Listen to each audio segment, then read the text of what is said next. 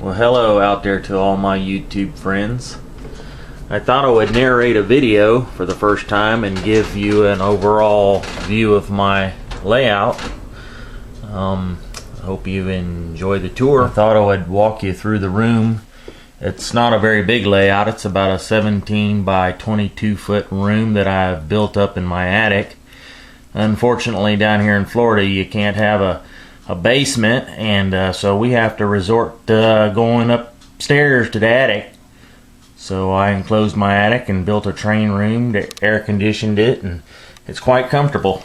There are several portions of the layout that are not complete, as you can tell. This is the main yard to my layout. It's a double-ended yard and provides all the switching and sorting cars for all the local industries in town on the layout, and I just named it Marshalltown Yard. And it's of course this is a freelance layout, but it's named after many towns in Iowa that I have been to and actually lived in for a short period of time. So but it is freelanced. It's not based on anything prototypical in those towns other than kind of the overall such as the grain elevators and the overall freight service that's offered in a lot of the towns or is represented on the layout.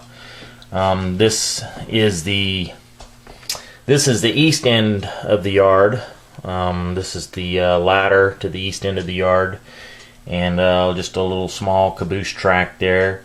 And there's a GP7 4279 that I chopped the nose on and did a lot of work on many years ago, and right now it's got the duty of handling all the switching chores in the industrial area to Marshalltown. There's a fuel supply, diesel fuel supply depot, and a small aggregate stop for unloading hopper cars with aggregate, and a lot of things are not completed in that area. I've still got to put up an office building. This is a food distributing warehouse. Receives a couple box cars, and then over here where you see the trucks and the truck trailers, this is a White's Trucking Company, which is distributes goods by truck. Everything comes in by rail, unloaded from boxes. And here's a little metal scrap yard. They load out gondolas full of gondolas full of scrap, and it's shipped out by rail. And this is pretty much a freelanced ADM plant. It's far from complete. I've actually scratch built the loading platform from brass. It's all brass that I really didn't know what an ADM mill looked like, so I've kind of pretty much freelanced it, so hopefully it kind of captures the overall flavor of what one is. But covered hoppers are brought in and with corn and unloaded, and it's processed into corn syrup and loaded onto tank cars. And it was a small area, so I tried to squeeze as much as I could into a small area. I pretty much scratch built the elevator. Came from some of the Walther's pieces and parts, but the silos themselves are just made from PVC pipe.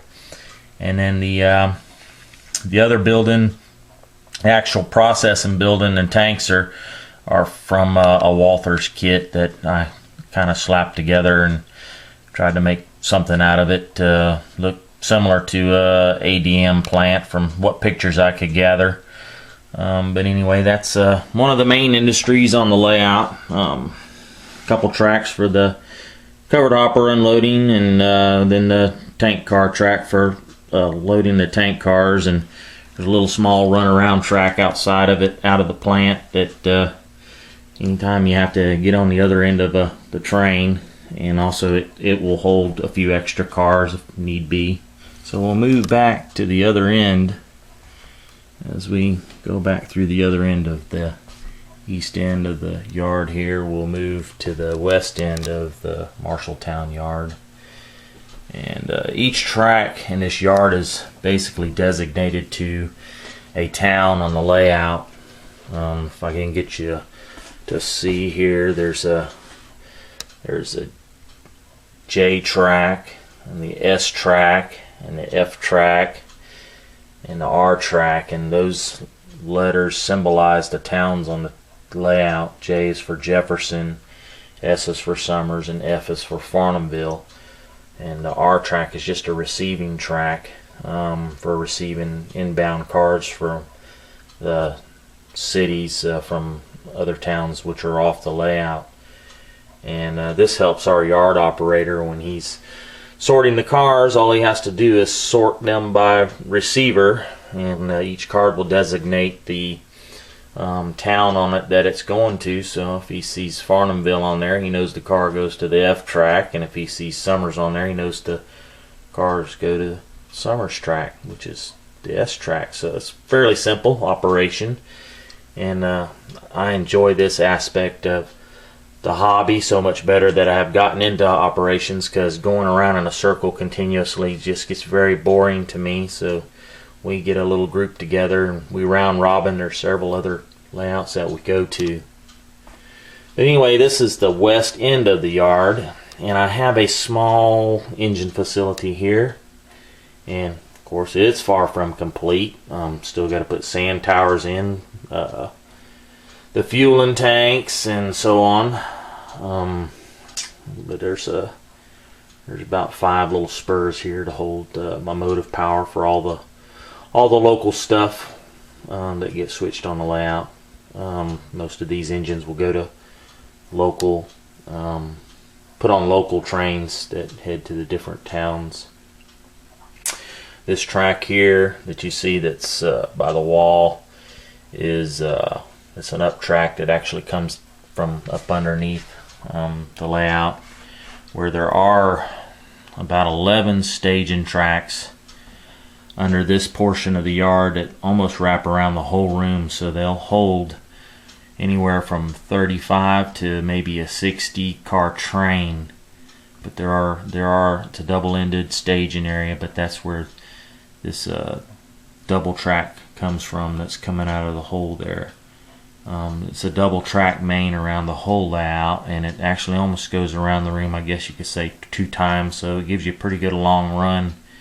It takes somewhere around 11 minutes at not a real fast speed. I don't run my trains very fast, but at a pretty good speed, maybe a prototypical speed of about 60 miles an hour. It take about 11 minutes to get around the whole layout, to make one complete revolution to get back to point A again. But there's still some scenery to be done. I think that's one aspect of the hobby I enjoy the most, is the scenery and the track work. The buildings, I'm not real fond of building. I've built most of the buildings on the layout. Some are from kit, some are kit bashed. A little bit of it is scratch built. But that's one aspect of the hobby I have to force myself to do. I'm not real fond of building buildings. I actually have had a couple friends that have built buildings for me, and I'll trade out. I'd rather put decoders and sound in their engines than build a building. So, and they don't like doing that, so we just trade out those different things. I'll put decoder and sound in your engine if you'll build this building for me. So it works out pretty good. I still get to do the things that I like to do in the hobby, and I don't do all the things that I dislike doing. This whole area here is a peninsula, and this is Farnhamville, town of Farnhamville, and it's not a very big town. None of my towns are very big, and it has a few nice structures in it. The feed elevators there, and then this elevator here I've pretty much scratch built. It's made out of PVC pipe and some scraps left over from the Walthers kit, but it's pretty much scratch built, and got a lot of work yet to do on this area because I'm going to add some more elevators and a lot of rigging and everything to them. And there's the pit where the tractors dump the corn or soybeans. whatever the case may be, and I've actually made a little dumping hole in there for them, a little grate, I guess you could say. And this town here offers a lot of switching during operations. It'll take somebody close to 2 hours to switch this town. We have of course the feed supply, which receives grain cars, and also this building here will receive different products, bagged feed supplements and stuff like that in boxcar. And then of course the grain elevator will hold a few covered hoppers. And then we have the fertilizer depot where they drop bulk fertilizer here, so that's brought in by covered hopper. And then this is the latest addition to my town. I just got it installed not too long ago. This is a building supply, and they receive thrall door boxcars, bulkhead flats loaded with lumber, and it's offloaded here. And there's a track that goes to the side of the building where they receive other hardware products and boxcars. You kind of make up anything you can that you can ship by rail, just to add a lot of switching and industry to the layout. But I'm pretty proud of the way the pavement came out. It's just made out of styrene, and I spray painted it with some paint that I found that looked pretty similar to concrete, and put a lot of black marks on it from the forklifts and the trucks, and it came out pretty good. I'm pretty well pleased with it, and just add something else for us to switch. And the building's from Pike stuff, and a friend of mine gave me a whole bunch of scrap Pike stuff, and I just made a couple buildings out of it, just a big pile of scrap. So, but it came together pretty good. And I'm gonna actually do a little bit of detailing on the inside of where you see that open door, light it up and put some detailing inside of there. And back to Farnhamville here downtown, these buildings are detailed on the inside. These 4 buildings here, all except for the one.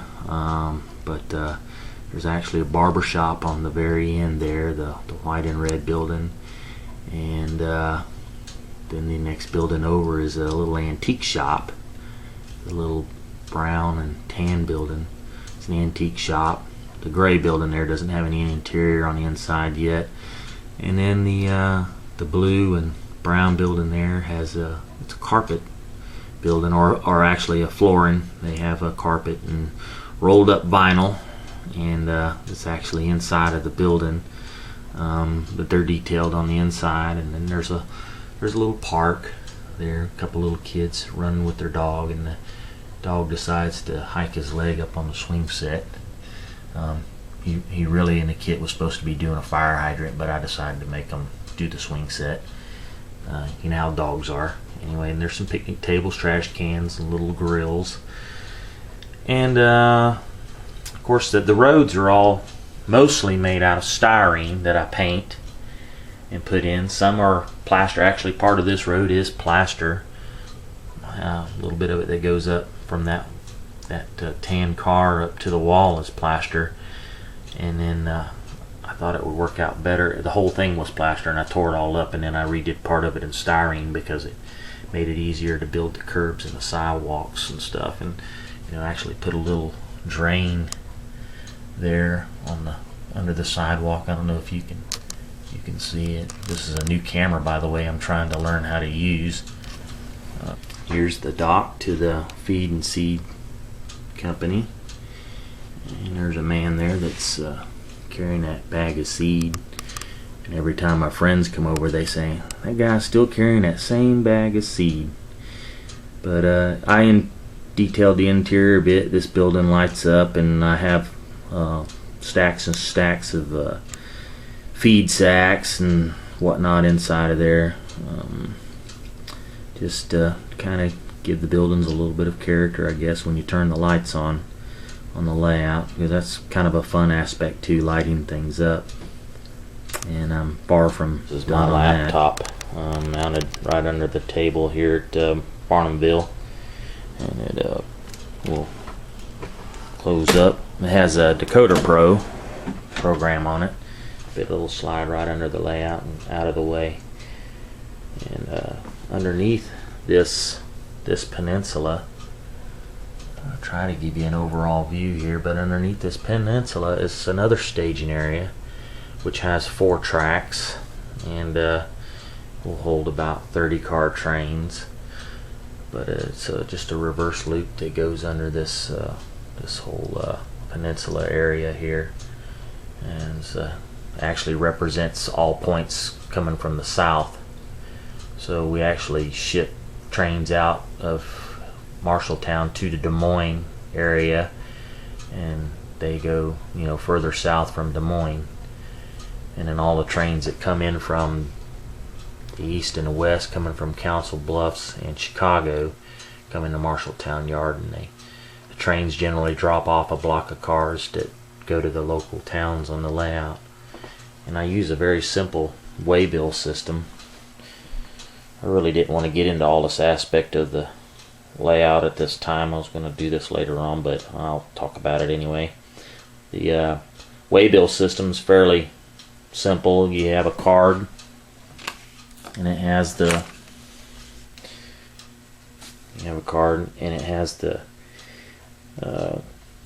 car's road name, the car's car number, and the type of car, and then you get this little waybill in here that has 4 sections on it. As you flip it upside down, right now it's on number 2, so the next time it gets moved to where it's supposed to go, it'd be flipped to number 3, and so on till 4 times. So it's a perpetual system. You don't have to self-set it up each time before a running session. It's always set up every time you come in to run, which is very convenient. We really like this system. And at any time you can change the waybills out. If you want a car to go somewhere different, to a different town, you can change the waybills out. If you get tired of using the same cars, I actually have made the cards where you can remove all this data on the top and put a new car in, and maybe just make this an idle car if you want, because some of the cars on the layout are just idle cars that run in the mainline trains. Instead of bringing a 60 car train into Marshalltown, you don't take all the cars off of it. It's usually just the front 15 or 20 cars that are actually destined to be in this area. The rest of the cars are just idle cars. They'll just continue on with the train. But any time if I get tired of looking at the same cars, I will change them out. So it makes it pretty simple.